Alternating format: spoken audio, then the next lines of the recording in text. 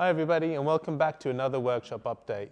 We're back at the workshop right now and behind me I see a Jeep. Now I'm not one for a Jeep, but I have to admit even this is looking a little bit menacing for me today. So maybe I could be converted. But let's go and have a look and see what Bob's up to and see if there's any other updates for today. Bob, where are you? Over here on the 944. 944. Hey buddy, how you doing? Hey B, hey everyone. So Yeah. here we are on the 944. As you can see, we've had a bit of progress done on it. It's all gone into a primer, getting it all sanded down, ready for some prep work, and then hopefully next week get it in for some paint.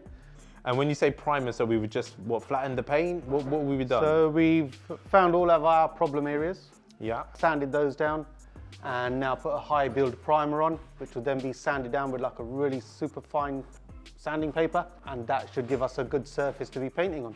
Amazing. Okay. So what would be the next step after this? After this, so preparation, masking, and then painting. Perfect. So what else we got going on today? Oh, what else we got? Have a look at this bumper for a Porsche 991. Had it removed, had a bit of damage on it and loads of stone chips. So, taking the bumper off, we've stripped all the plastics off it. Reason we do that is so that our paint can go behind all these little gaps and into all the little crevices, which will help eliminate in the future any paint peeling off. So that's why we take the bumpers off, strip them back down to a shell and paint them, as opposed to leaving them on the car, masking them up and painting them on the car. Makes a better job and a longer lasting job. So Perfect. that's what we're doing here. Well, it must be some work taking that down, right? So, Yeah, it's probably about an hour's worth of work to take it off and strip it back down, and probably always takes a little bit longer to put it back together because you've got to be that little bit more careful. As long as you don't lose any bolts, right? No, as long as we don't lose any bolts. But now we've perfected our system where all the nuts and bolts go into one container, and they're looked after. Perfect. And that's why we have that shelving rack system over there, Yeah, right? so that's why we've got our shelving racks and everything goes on. Each is- car, when it comes in, has its own shelf Designated space. where all the parts go onto. Amazing. Brilliant. So what else we got going on? We've got a couple of little bits going on. I want to show you this Porsche. We've managed to get on it this week, get it stripped down. Still a little bit more stripping to do on it. Here she is, good old 996 C4S. Great Nice. cars really, absolutely brilliant cars. Had one myself a few years ago. Loved it, brilliant car. So this one is come in for a little bit of paint correction. So we'll be repainting 2 quarters and 2 doors on it. So what we'll do, we'll have a look why we're repainting them, so we can see that someone's previous paintwork all along there. Goes all along the sill there, some horrendous paintwork. Is it the same on the other side as well? Same on the other side. Let's go around and let's have a look. This side's a little bit worse. So again, someone's left their signature mark across there. As we follow it along, we'll start seeing a little bit of rust there, so the side skirts will have to come off, the plastic trims there, and get all that rust seen to. So at this moment, don't know how far that rust is going to go behind those sills. So yeah, some shocks are going to come along there. So this is an example, guys, of exactly how things should not be done, right? But we'll show you how this should be rectified and how we can make this all proper again. So what happens is sometimes, a lot of the time, it all depends on what material someone else has used. On this particular car, that paint is still a little bit soft, which indicates that it's probably not a very good product. So what will probably have to happen with this one is take all that paint off, back down to metal, and then restart the job all over again. So effectively, you know, the customer I think has bought the car like this, but if he paid someone to do this, it would now cost double to take all that off and then restart again. Right, so another exciting thing that happened this week, we had delivery of a new tool. So come on over, let's explain to you guys what we've bought, why we've bought it, and what it can do. Come on over.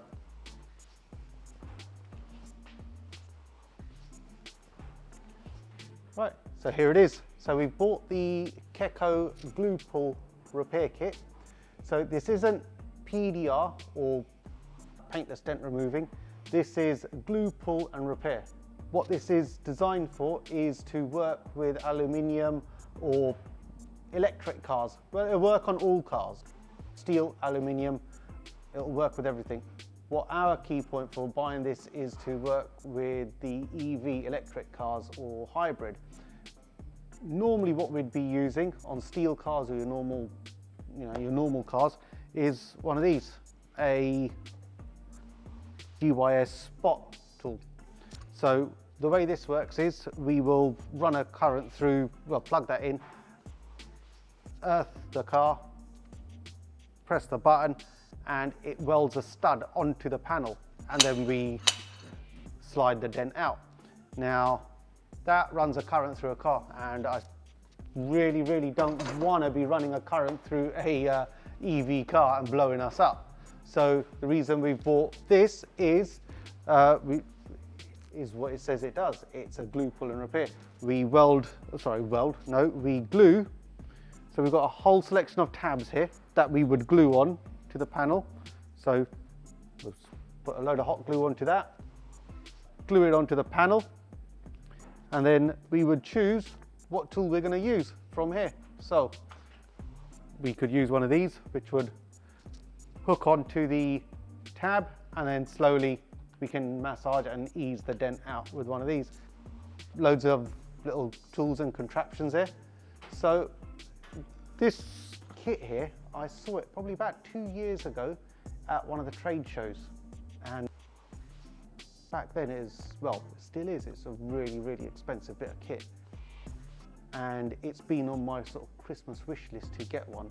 So 2 years ago, I was like, right, so we started saving up for it, and the time finally came now to get the order in and get it in. So luckily for me, someone that I know bought it, didn't use it, and I bought it off a friend of ours. So that's this bit of kit. We look forward to using that, but what we'll do, the next time we use it, we'll make a little video so you can see how it's used. So it's actually it's the Keko glue, pull and repair kit. So Keko, if you guys are listening, I really could do with the lateral pull set that you got for sale. Give me a shout, a lateral pull kit, that would look really good. Yes, guys, so at the end of the day, look, this is not a sponsored thing. This is not sponsored. We haven't been told by Keko to do any of this. So, but at the end of the day, guys, if you're listening, give us a shout out. You know, we could do with some of your products, and once we've got some of these products, we can actually make some videos about it. Like Bees just said, we're not sponsoring them. We will give anyone a shout out if a tool works and it does what it's supposed to do and more, we'll give them a shout out. Absolutely. Perfect. But we got to stick with the times, right, Bob? So the cars are changing, innovation is changing. Exactly. And at the end of the day, we've got to make sure we're safe. Cars are changing, technology is changing, and it's how we got to stay in business. We've got to keep investing into the business, investing into new tools, and finding different ways of doing things. So, you know, when I started this trade many years ago, it's completely changed from what I started to what we're doing today. But it's a matter of just staying with the times, seeing what's new out there, and seeing how it can work for your business, or well, for our business. And this is the next stage of repairing cars. Amazing.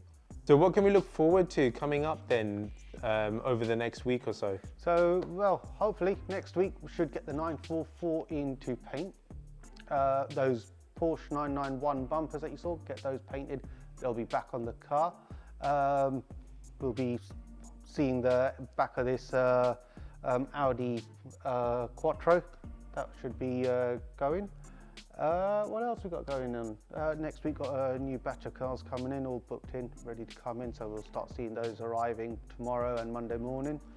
But don't we also have a show coming up as well? Yes. So we've got Windsor Car Club coming over for a Sunday morning coffee meet down here. So we'll keep you guys updated, get some videos, get some interviews with that one. Talking about interviews, we had a couple of people message us about interviews that we done last year, just as we were from our last year's shows. We were mucking about with the camera and done a few interviews. So keep an eye out for those. We'll start dropping those in between. You can see those videos coming up soon. Absolutely. So guys, like we said, we're going to probably come to a close now, I think that's about it, right? Yeah. So, but like we said, last year we had a couple of shows that we did, a couple of nice events that we went to. We were learning, we were putting the foundations down, just grounding our feet. But now it's about time to show you some of what we had captured in the background. So yeah, like you said, in the next couple of days or so, maybe over the couple of months, we'll release them as soon as we can. But Can't wait for that. can't wait for that. Other than that, See how it goes. time to go now, right? Let's go. See you next week, guys. Thanks. See you later. We've got some, and the phone goes off.